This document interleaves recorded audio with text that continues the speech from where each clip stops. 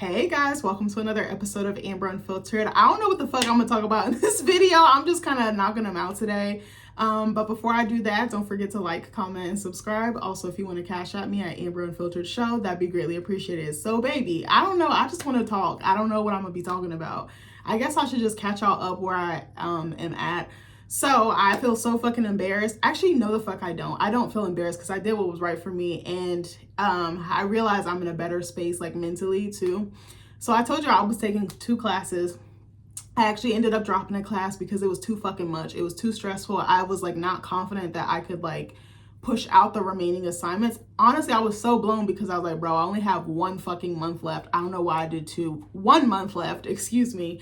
And I was like, I only got like 4 or 5 assignments, but the assignments were like so heavy and a huge part of my grade. And okay, so let me back up. So I told you guys I was going to be doing this literature review, which is like an 8-page like research paper. So basically you gather sources, you read through them, and you say, okay, here's the existing research. Here's what I propose we should continue researching based off this main topic, which is what the literature is. It's kind of like going through a fine-tooth comb, like, you know, like paleontologists, like when they're looking up dinosaur bones, it's kind of like combing through like that. I don't know if that's a good analogy, but y'all feel me. So I had to do that, and I was making good progress. I feel like the initial thought or the intention behind my project was really good, and then it kind of went down this convoluted thing. I kind of ended up on this other, I felt like I was going here or even over here, but then somehow I got over here. It just completely changed and morphed, and I didn't feel as like passionate or connected about it or with it. I felt more disconnected from it. And I was like, I don't really feel happy with where this is going. And my teacher is a really nice lady, but I'm not sure. You know what? I'm not going to say anything about that. I'll just leave it alone. She's a really nice lady, but I was just like, something is not computing. Maybe it's me. Maybe it's just a combination of other things, but I just started to feel kind of hopeless about it. And I felt like, oh my God, I don't know if I can really do this. I was like, I have like 2 weeks to turn out this huge ass project. And I was like, I'm not even feeling confident about where I'm at right now. And I remember I was doing an assignment. It's like, so basically you pick, okay, let me back up. So I don't know if y'all know what a proposed bibliography is. It's basically like where you gather your sources and you have to like cite them. You have to do like, put the abstract, like what that paper is about or what that source is about. And then you have to like analyze how it's going to be beneficial for your project and like analyze it, like what's the summary, what research are they trying to say, you know, what findings, like if they did any like methodology, like pulling facts or data or things like that. Like it's very intense. It actually takes hours. Like I'm a person like who can churn not content. That's where my content creator brain is going. I'm a person who can do schoolwork, and what I like to do is break it up. That way I'm not slammed all at the end. So let's say I have a paper due. I will start breaking up in little bits, like, okay, today I'm going to look up 2 sources. I'm going to analyze them. Okay, tomorrow I'm going to do the same thing. Okay, the following week, I should probably start working on paragraph 1, and I start working at it. I chip away. I don't like to cram myself because I feel like I don't produce the best work.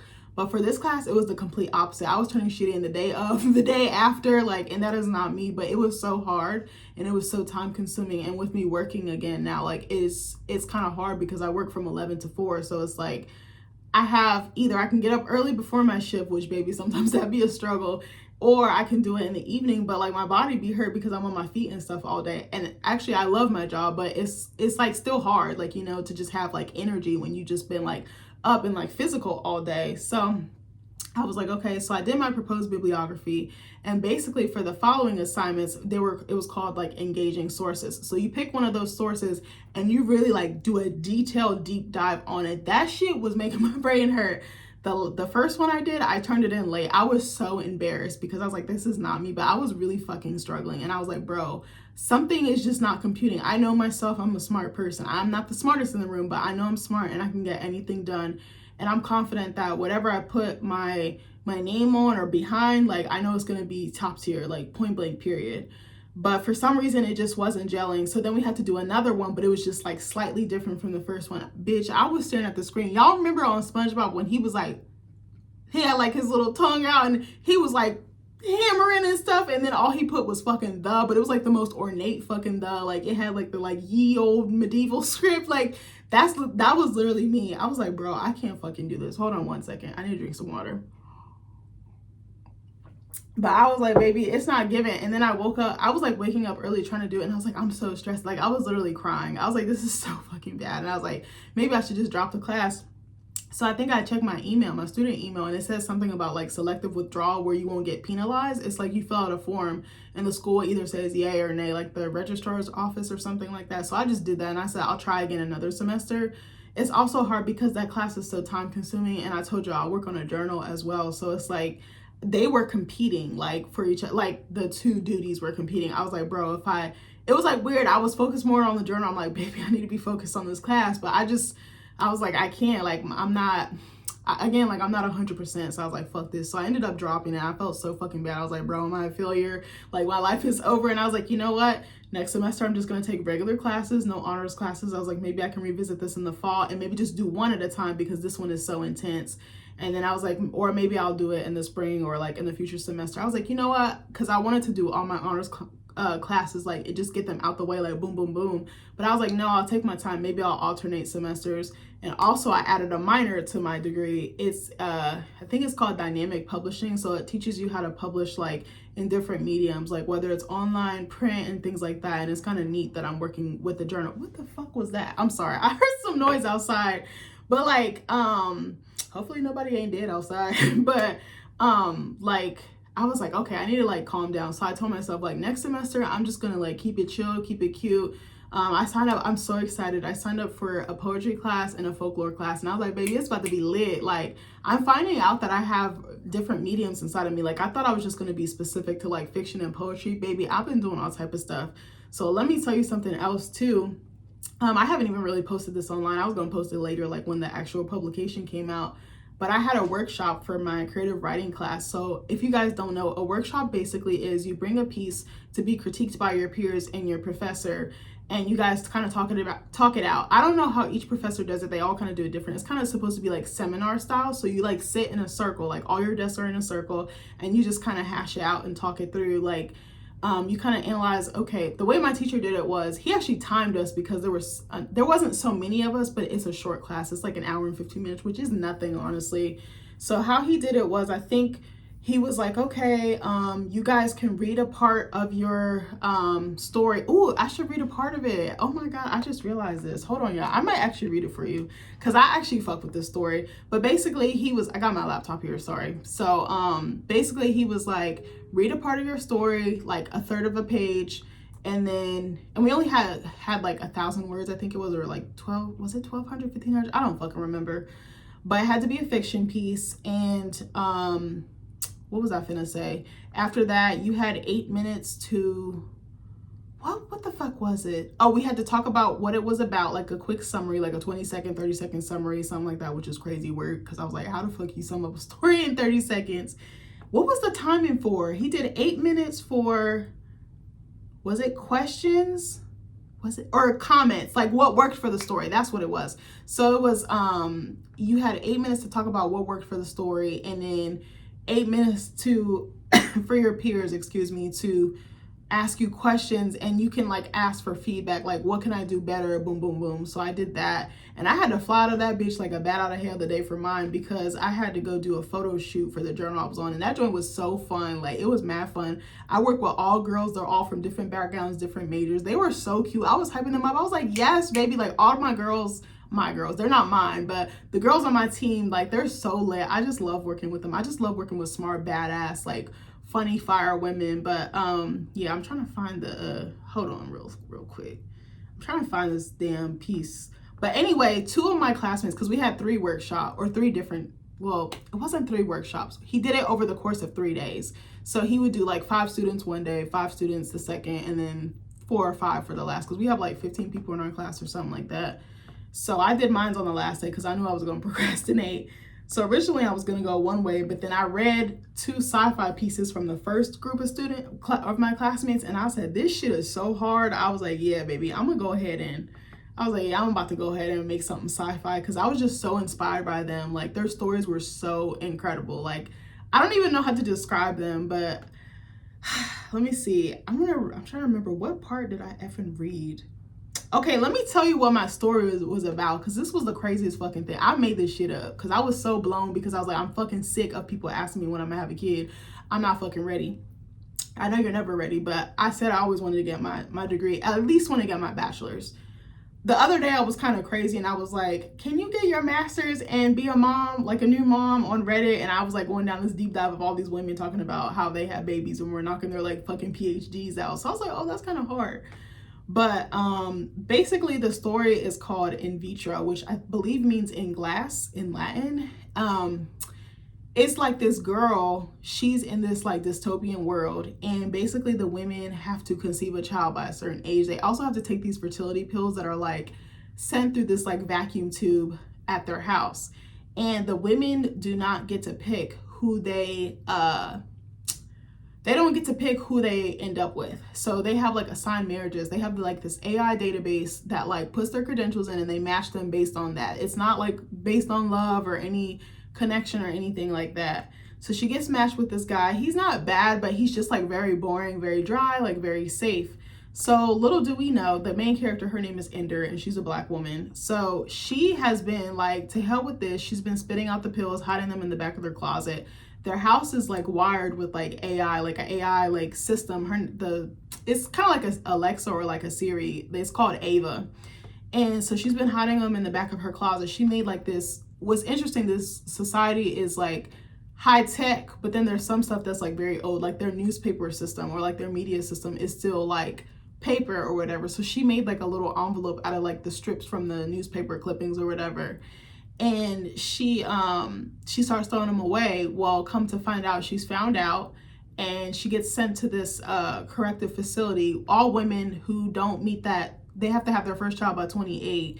All women who don't meet that like mandate or like law, they have to go to this center. It's like a rehabilitative center called Utero, but the problem is they don't come back. So it's like kind of wild. I don't know. I was just so frustrated because I was like, I'm tired of people asking about my womb. I told you I'm not ready. I told you I want to be educated first before I want to be a mom. And like, it's like no one's hearing me. And I've been asked it more and more and more. Like, it's getting overwhelming. And I was like, why the fuck y'all don't be asking the man this? Like, y'all hound the woman. And it's like, she might be having fertility struggles. Like, I've tried to be more cognizant of asking, like, you ask it out of excitement, but then it's like, wait, they might not be there, or they might be trying, might be losing babies. You know, that's a really sensitive topic, and I just really wanted to talk about it and like channel my frustration. So that's where the idea came from. So I'm trying to see which part was it? Okay, I might read a little bit of it. Okay, hold on. Okay, I'm gonna tell you. Wait, what part was it? Okay, hold on. I'm trying to see what part I want to fucking read. I'm trying to remember what part did I read in. Okay, I'll just read this part. I'm sorry, I'm so fucking bipolar. Okay, I'm gonna read this little part just to give you a little snippet. On the eve of her 18th birthday, Ender's demographics have been dumped into an artificial intelligence database and matched with an anonymous suitor. As Ender exchanged vows with a complete stranger, she scanned the bustling crowd for a familiar face. A pair of green gold eyes frantically scanned hers, watering at the sight of the gold band nestled on her mahogany finger. Her marriage to Silo felt like one long monotonous chore. Silo is her husband. Every single night was the exact same. Make dinner, clean kitchen, fuck husband, go to sleep. Ender wanted more out of life, but beyond that, she wanted to have a baby with someone she actually loved, not someone she stayed with out of obligation. Philopia, which is where they live, was in dire need of repopulation. Women without children were the city's last hope. Much to her chagrin, Ender was reminded of her reproductive duty. When she was on her lunch break, coworkers cornered Ender about her flat stomach. When she went to her mother's luxury condo for dinner, Ender was grilled like a piece of red meat. When she visited her in-laws, they never offered her wine because it was bad for conception. There's this one fire-ass part, I'm sorry, I'm so random, that I was like, damn, this is so hard. I'm trying to see where it was. Oh, yeah.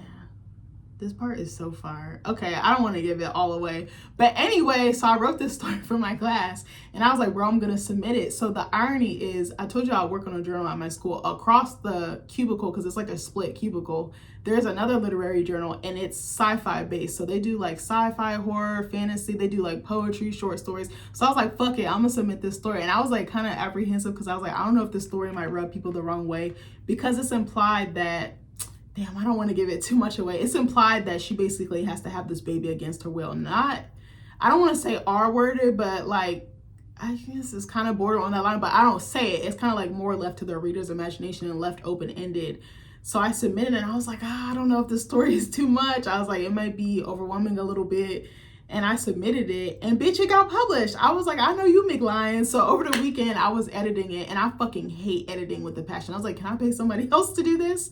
But the funny part is someone that I met during orientation, and I met her at Nova through I think it was like a pop culture poetry workshop, but it was online. I had met her on there in November and we was emailing and like talking. Then I met her at orientation, not knowing it was her. Like we didn't know until I said, wait a second, I think she got the same name as old girl. So I went to look at my email. I was like, bro, it's her. She was actually the editor for my story, and she actually pushed and advocated for the story because some people were on the fence about it. Some people apparently said it was triggering. I was like, I think I was very good at being making sure my audience felt safe, but also not, because some of the previous edits or rough drafts of this was kind of heavier, and I was like, okay, I need to dial it back so that it's digestible but also not like triggering or traumatic for the reader. But apparently it ruffled some feathers, and I was like, well, good art is supposed to do that. But she actually really pushed for the story.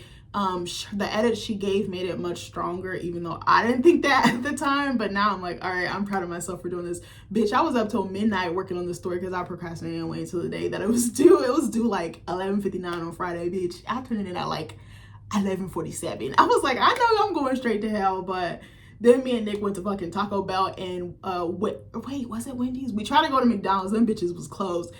I was like, I know you McLion. And then we went to Wendy's and we found out they were open till 11 because we wanted fries. We're so fucking fat. We was like up at 1 a.m. just eating and passing gas. It was crazy. I was like, this is crazy work. But anyway, yeah, I just wanted to catch you guys up on that. I'm trying to think what else. I also got to meet my nieces. I told you guys in another video, my brother and his wife just had their first babies. They had twin girls. They are so fucking cute. I did not want to let them go. My dad came up, so I got to see him and his wife. We also went out to eat. It was so fucking nice. Like, me and my dad, like, we're just like trying. I feel like we're getting to know each other all over again in this different phase of our life, but I'm open to having a relationship with him, and I'm trying. Even though, you know, I still sometimes feel a little bit awkward, or like, because it's like, this is a new version of him. There's still some stuff that's the same, but that's not a bad thing. It's just different, you know.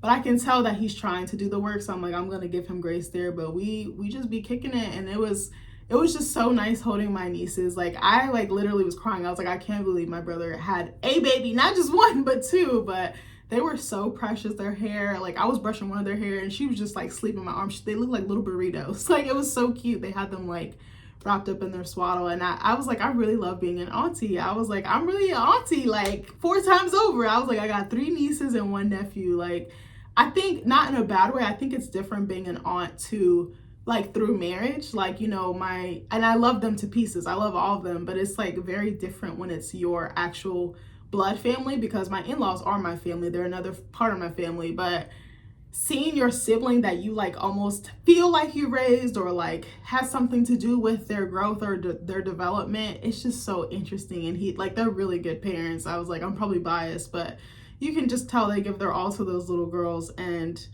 oh my God, it was just like the sweetest fucking thing. And it was really nice. It's been validating, like, getting published. I'm also getting published in a literary journal in what is it called, at Nova anyway. But there's 2 pieces. So I made one, it was called The Shucked Corn Husk, and it was talking about a broom my husband made that we jumped for our wedding. But I was talking about like the ancestral like tie to it. I don't think it's my favorite, but it's different from anything I've ever written. And it's like a pastiche. So basically a pastiche is you write a poem in the style of someone else's work. Like, let's say the first line is 3, or what am I trying to say? Let's say the first line is 5 syllables, the second line is 7, the third line is 5. You have to mirror it exactly like that. So I did that. I wrote that in like my was that my poetry class? I took that class like a year or 2 ago, a year and a half ago at least. And then yeah, it has been a minute. I think it was like the year before last in like the fall. God damn, that was late. And then I wrote, what was the other one?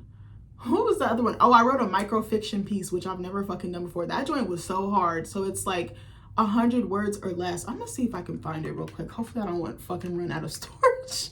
I'm gonna see if I can read that one, because that one was actually my favorite. Let me see if I can find it. What the F was it called? I don't remember the title of it. Okay, hold on, y'all. Let me see if I can find it. Oh yeah, it was called Corrupted Memory. I wrote that so long ago. Sorry, my bad. I'm trash at remembering my stuff. But microfiction is 100 words or less. It's not for money, because you can put things up for publication, but there's also cash prizes.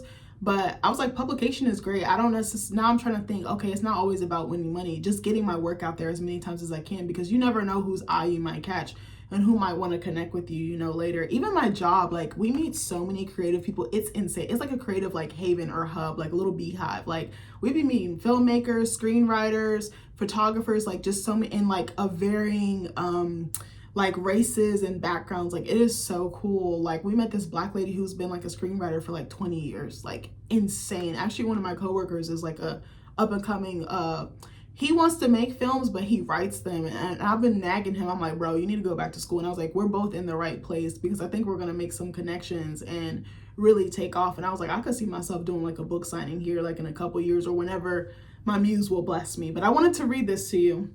I made this because I was thinking about how like trauma stores itself in the body, almost like a computer, like memory. I think this lady I met told me this, and it's always stuck with me. She was really, really sweet. I don't remember her name, but shout out to her. Corrupted memory. Her body felt just like a computer, except the data hadn't been stored properly. A great deal of it had been corrupted, for she was not very good with computers. She only knew basic commands like Control, Alt, and Delete. The one that she struggled with the most was delete. She could not delete the anger, the guilt, or the shame.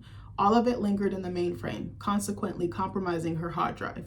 When she tried to locate the files that said peace, joy, or happiness, she got an error message. Files not found. I don't know why. I just absolutely adored it, because I wanted to explain how hard it is for people like with PTSD or like prolonged or severe trauma, like how hard it is for us to like be present, but also let the not so great or not so positive emotions go, because everyone's like, oh, just let it go, just forgive, just forget. And it's like, do you know how hard it is? Because it's literally coded in me. Like, I have to, it's like my brain is like a computer, and I have to like reprogram, rewire, take this wire out, put that one in. Like, it is very difficult. So I wanted to like capture what it feels like, because I was like, sometimes stuff is just rooted. It's like muscle memory. I almost can't get rid of it, but I know I can, but it feels like damn near impossible. And when you're like at war with yourself like that, or in conflict with yourself like that, it is very exhausting, because you don't want to be like that, but you are. So anyway, I don't know. I just wanted to share that with you guys.